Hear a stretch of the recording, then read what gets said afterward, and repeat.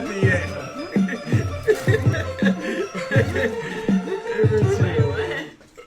Hey, yeah, you know I do it big.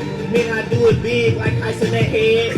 Yeah, fire your fucking barber. I'm not gonna fucking lie, fire your barber. If your barber really was your friend, and nigga hanging on you, fire your barber, fire your barber, fire your barber, fire your barber. That nigga had left your shit looking black and yellow, black and yellow, black and yellow, black and yellow.